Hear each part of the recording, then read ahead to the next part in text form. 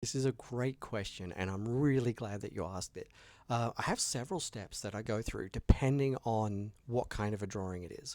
Whether digital or physical, I do kind of the same things for like proper finished pages and posters and stuff like that. When it's just a little, one-off thing for like a sticker or a drawing study or whatever, I just pull up a canvas on Clip Studio or grab my sketchbook and just have at it. But when I'm planning a finished piece, it's going to be either a print, a comic cover, or a comics page. I have a few things that I do and tools that I love to use specifically. So, first one is my thumb book. I love these thumbnail books by Jeff McComsey.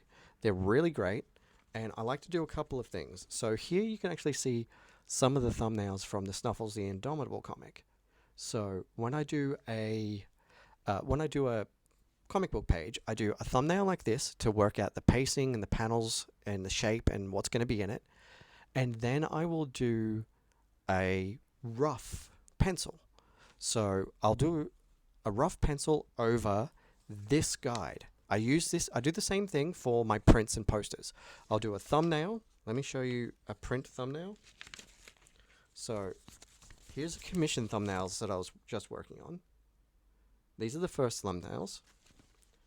And then I'll do a large thumbnail of the one that I'm going to go with.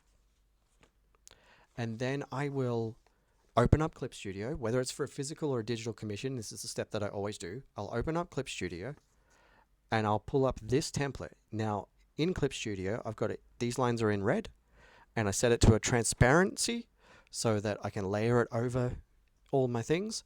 And I'll do a rough pencil for a comic book page, just really dodgy it out and figure it out. I'll do my layout, find my references, my 3D models, place them where I want to place them, make sure that the perspectives and the amount of things that are in each panel are right, and rough that layout out, and then I'll do a rough dodgy pencil job digitally just to set the mood, set the vibe, all that sort of stuff. And then I'll go back over and do a fine tuning pencil before inking it. And when it's a print or a poster or a comic book cover, I do kind of the same thing. I'll do this.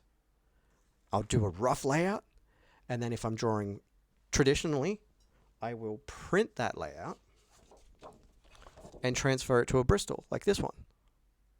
And if it's digital, then I'll just start drawing in over the top of that layout in Clip Studio. So thanks for asking. If you want to see more about those things, let me know and I'll make another video.